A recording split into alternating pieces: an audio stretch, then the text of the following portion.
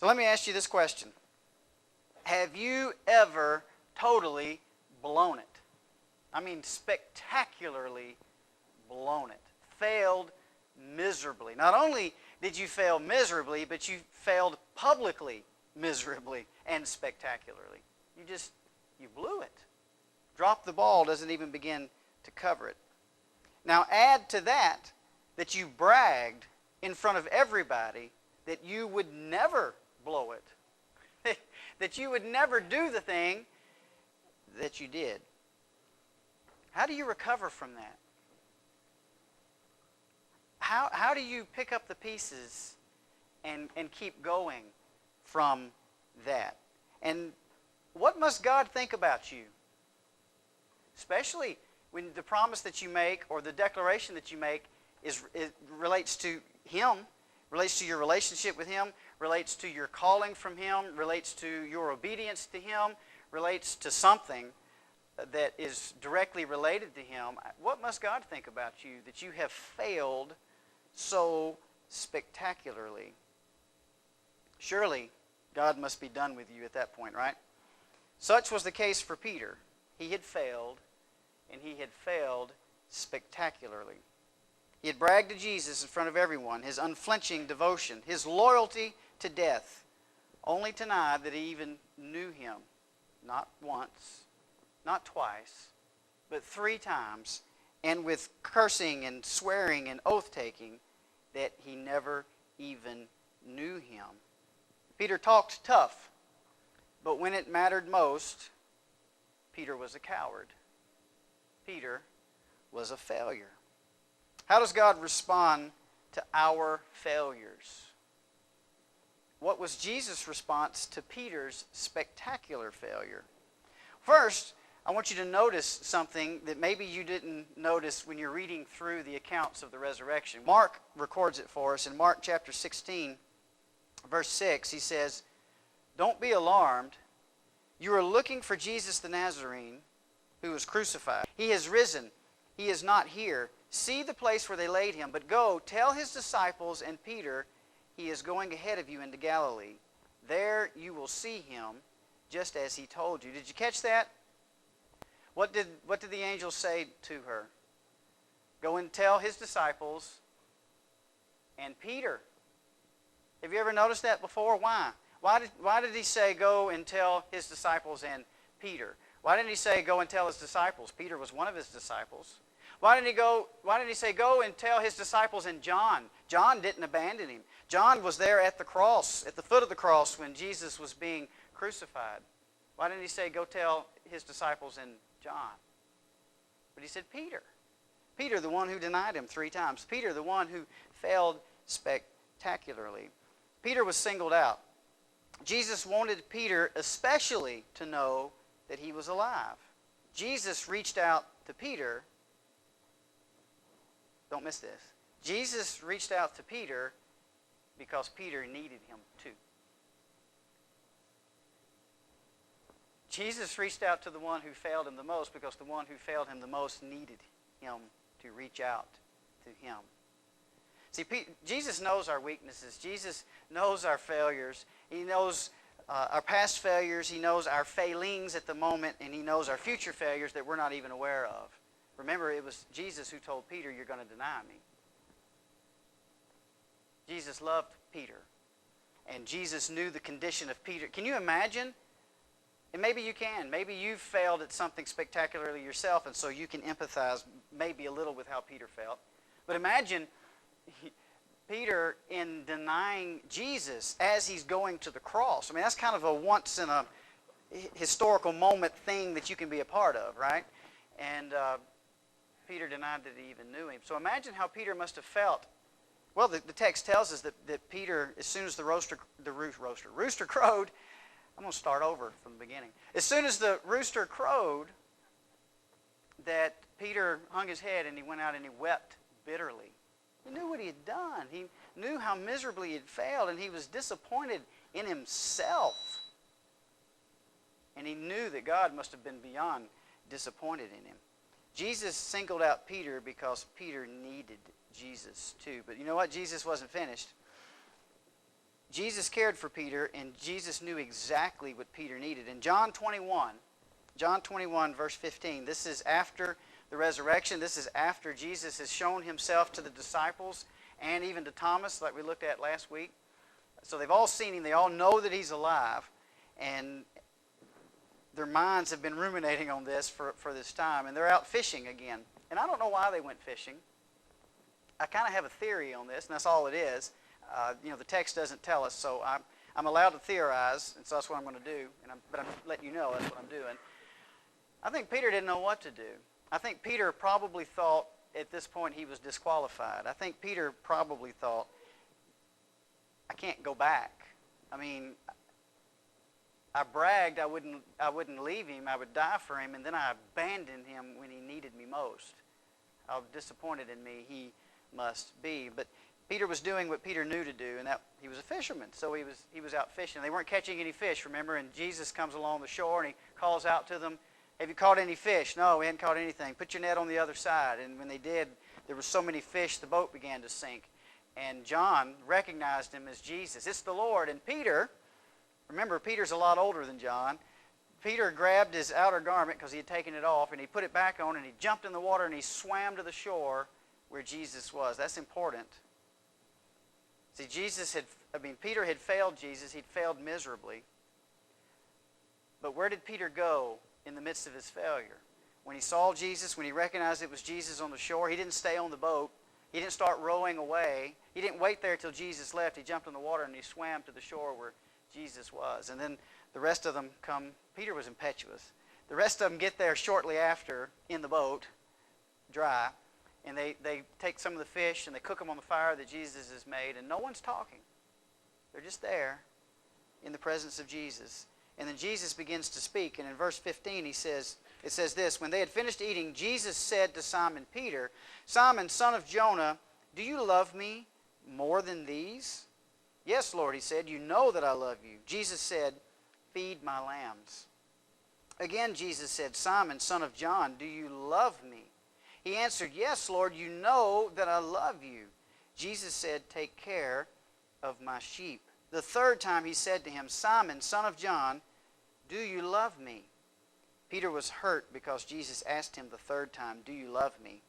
He said, Lord, you know all things. You know that I love you. Jesus said, feed my sheep. Now, in order for you to grasp this, there are several things that you must notice. First, Jesus asked Peter if he loved them more than these. What does that mean? More than these. The reference must be, given the context, the reference must be that Jesus is referring to the other disciples. What did Peter do when Jesus first told them, all of you are going to fall away on account of me? What was Peter's response? No, Lord, not me. I'll die for you. I'll not fall away. The implication there is that Peter was saying, I love you more than these guys do. These guys may fall away, but I won't fall away. I love you more than they do. So Jesus is putting it right to him here. Peter, do you love me more than these men love me? See, Peter had claimed that his love was superior. So Jesus asked him bluntly, is that really the case? Peter responds in the affirmative, but he makes no comparison with anyone else this time. Jesus said, Peter, do you love me more than these? And Peter's response was, yes, Lord, you know that I love you, period. Peter's humble this time when he wasn't before. You know, failure does that. Failure makes us humble. So Peter answers in the affirmative, yes, Lord, you know that I love you, but he doesn't compare himself to anyone else this time. And furthermore, Peter insists that Jesus knows that that's true. See, Peter's heart was genuine. He really did love Jesus. He just really did mess up. But he also knew that Jesus knew that was the case. Jesus then commissions Peter to feed my lambs. He's commissioning him as an apostle, as a pastor, as the leader of the group of disciples. He is commissioning him. He's reinstating him to his place. A second time, Jesus asked Peter if he loved him. And this time, Jesus doesn't include the comparison more than these. Peter said, yes, Lord, you know that I love you. And Jesus then says, Peter, do you love me? And for the second time, Peter responds in the affirmative and again insists that, yes, Lord, I love you, and you know this. And then a second time, Jesus commissions Peter. Now, what we are unaware of, because we're reading this in English, is that Jesus and Peter are not using the same words for love. Remember, in the English language, love is a very squiggly thing.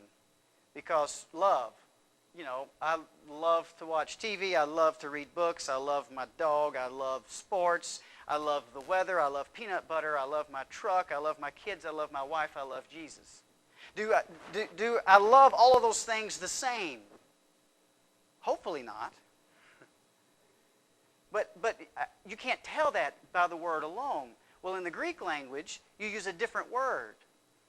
And the word that Jesus has used here twice is agapeo, the verb form of agape, which is a selfless, willful love. It's the love God has for people. It's a love that's not based on endearment or affection or feeling. It's a love that is based on choice of an action of the will. God chooses to love us, so He loves us.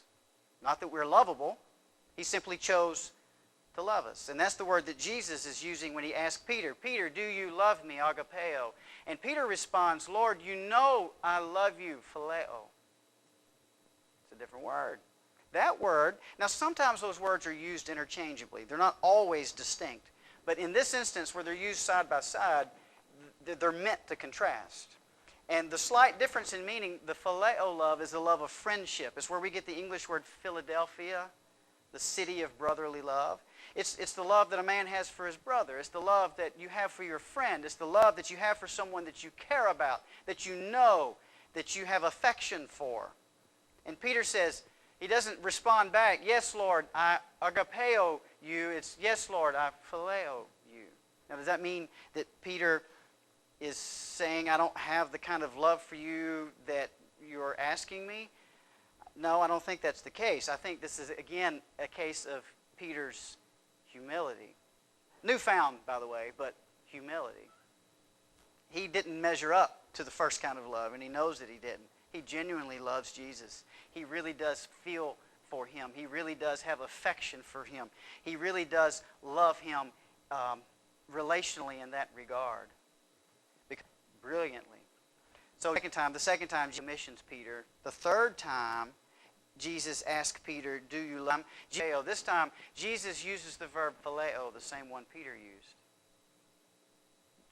Do you know what that is? Do you know what that is an example of? That is the master of the universe, the God of all creation, condescending to the level where Peter is. God meets me where I am. See, I don't have to climb some mountain. I don't have to achieve some task. I don't have to perform some feat in order for God to notice me. I don't have to measure up for Him to come to approach me. He finds me where I am. He comes to me as I am. Jesus condescended to where Peter was. Peter, do you phileo me? And then the text says that Peter was hurt after Jesus asked this the third time. Why was Peter hurt? Was Peter hurt at Jesus? No. Peter was hurt because he was cut to the quick. His conscience was pricked. Because whether or not it had dawned on him up to this point, but now after the third time, Peter realizes what Jesus is doing. Jesus is aware of what Peter did. And not that Peter thought Jesus didn't know. You know when somebody knows. Have you ever been in a situation where you're talking to somebody and you know they know something, but they're not acknowledging that they know something, and inside you're dying because you know they know, but they won't let you know that they know, and you just wish you would let them know, they would let you know that they know. Did that make sense? Good, because I missed it. I think that's what's happening here. I think that's why Peter is hurt, because he knows that Jesus knows, and now Jesus let him know that he knows. Yes, Peter, you failed miserably. You failed spectacularly 3 times. Just like I told you, you denied you even know me. So 3 times Jesus asked Peter, do you love me? The servant girl asked Peter, don't you know this man? No, I don't know this man. Jesus, Peter, do you love me? Yes, Lord, you know I love you. The servant girl, you really do know this man? Peter, no, I do not know this man. Jesus, Peter, do you love me? Yes, Lord, you know that I love you. The 3rd time the crowd says, you are one of the men who followed this man. Your accent gives it away. You're a Galilean. You know him. No, I don't know him. And he curses to prove his point. The 3rd time Jesus says, using Peter's language, Peter, do you love me? Yes, Lord.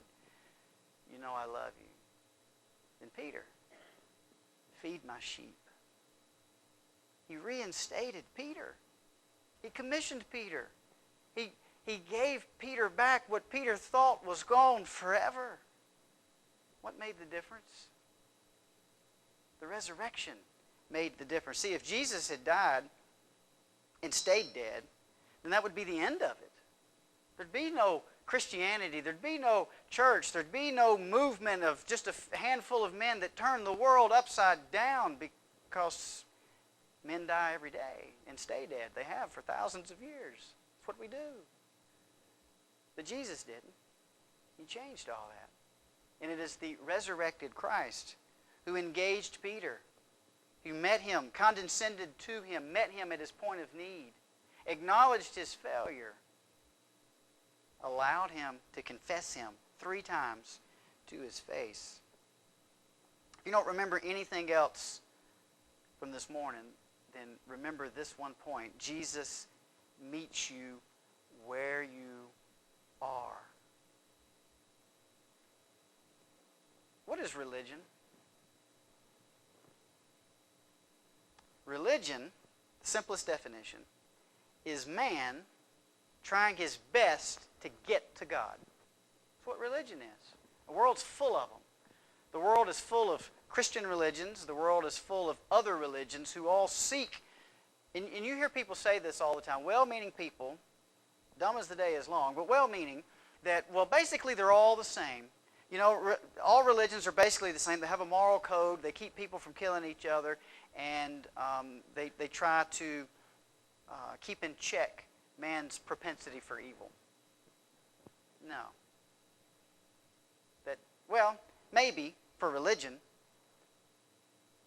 but true Christianity is not a religion. By definition, it's the opposite of religion. Religion is man trying to get to God, and there's one thing that's universally true: we can't make it. We can't do it. There's no mountain we can climb. There's no feat we can accomplish. There's nothing we can do to reach Him. We always come up short. Christianity is different because Christianity, the incarnation itself, God becoming flesh, is condescension. It's God condescending to where we are. Why did God become flesh? Why did Jesus come to earth? Why did God walk the dust of the ground as a man? It's because we couldn't get to Him. He came to us. He condescends to us. The mighty Peter had been humbled. The man who bragged he would die for Jesus only to deny Him, who now was unwilling to say agapeo, not because he didn't want to, but because he now felt unworthy to. So Jesus met Peter where he was. The resurrection of Jesus from the dead changes everything. It took a man who was braggadocious, impetuous, quick-tempered, didn't always think things through. In fact, he never thought things through before he acted. He was very impulsive. And it turned him into the leader of the church. It turned him into the lead apostle. It turned him, I'm having difficulty with my words today, into the spokesman for the gospel. It was Peter, the one who cowered before a servant girl, denying that he knew Jesus, who stood in the temple courts, pointing his fingers at the very people who killed Jesus and said, "You killed this man, whom God has sent to save us. It is in this man's name that salvation is found." no one else. So a coward became courageous. So now what about you? Every person in this room has blown it somewhere along the way. And some of you have blown it more spectacularly than others. Some of you are fortunate. Most of your failures happened and not a whole lot of other people know about it. Well, and other people see our failures, regardless of whether our failures are public or not, have fallen short. If you think that your sin is greater than everyone else's, I want you to consider this. Where there is great sin, there is also great grace. Romans 5:20 says this, where sin increased, grace increased all the more. What does that mean? It means that your failure cannot be so spectacular that God can't meet you where you are and redeem you. Peter denied publicly that he even knew who Jesus was. And Jesus himself met Peter and redeemed him. Point for point. Peter denied him 3 times. Jesus gave him the opportunity to tell him he loved him 3 times. Jesus met Peter where he needed him. Jesus wants to meet you where you need him too. He is calling you. How will you answer?